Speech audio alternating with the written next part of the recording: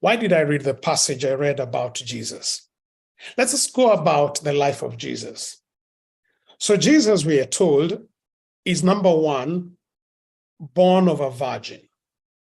So when you read history properly, you realize Joseph, the earthly father of Jesus, had older children.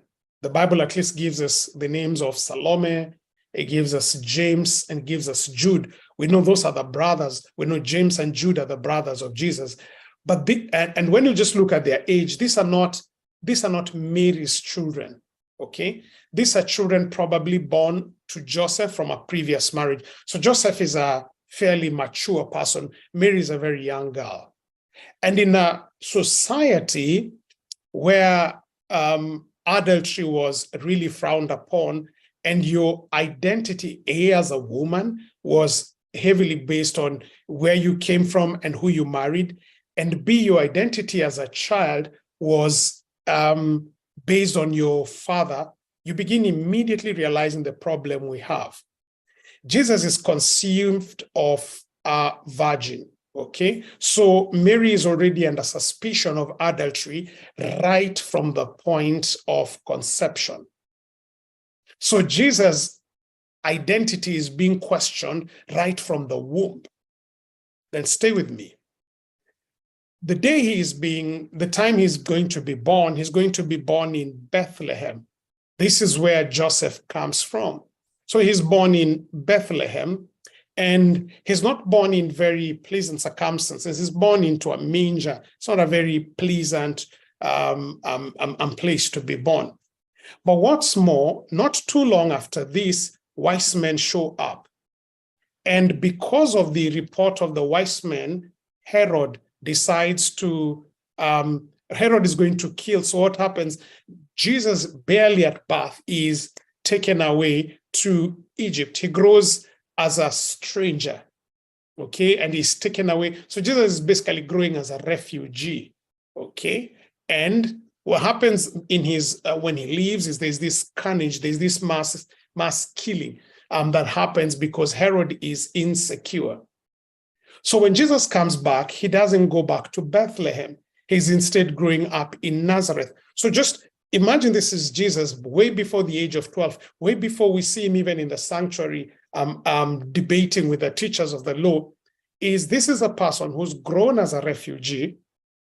This is a person who has grown in Nazareth instead of Bethlehem. This is a person who word has probably gotten to him that because of him, very many other children were killed.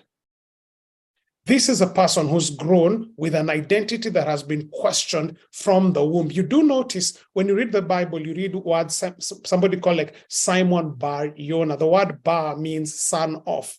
You even have somebody called blind Bartimaeus. Bartimaeus is not a name, it just means son of Timaeus. But Jesus is never called anywhere in the Bible Jesus Bar Joseph. He's never called that way, which tells you the question mark on his parentage is always clinging on him.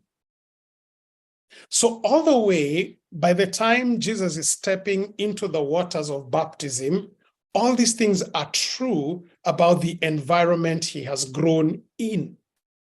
Jesus has grown in an environment that has been marked with emotional and in some cases physical insecurity. Jesus has grown, at least in his earlier days, in an environment that is very unstable. He's had to be moved from Bethlehem to Egypt, from Egypt back to Nazareth. This is the environment he has grown in. So God knows, the Father knows that the Son could end up having attachment problems. Ladies and gentlemen, let me digress for a minute. When the book of Hebrews tells us Jesus was tempted in every way we are, yet without fault, it was not an overstatement. To the person who has been listening to the message up to this point and imagine like, wow, I have been parentified, or I have been parentifying, oh, I have had emotional incest, or oh, I have been the victim of emotional incest. It's not all lost. Jesus has gone through things that are similar. He's been surrounded by adults who have questioned his parentage. He's been surrounded by adults who have done things to create an environment that is unstable and insecure for him. And so by the time he is arriving to the age of baptism, which is the age of 30, at the time he is arriving at 30, before he is launched into his mission, the father steps in to make sure any question about his identity is addressed. The father steps in to make sure that he fixes any identity issues that Jesus may be having at this moment. And that is why at the moment of baptism, the Bible says, when you read it in Matthew, the heavens were opened to him, to Jesus. They were opened to him. So he's allowed to see where he truly comes from. He's allowed to see who he truly is. He's allowed to see whose he really is. So the father understands that Jesus' background comes with, Jesus' earthly background comes with a heavy baggage with it. He's been the victim of emotional incest. He's been the victim of a very unstable attachment environment. And God the Father has to step in to address this. And so while the world has never called him Jesus, son of Joseph, Yeshua bar Jonah, Yeshua bar Joseph, the Father says, "This is my son, in whom I am well pleased in."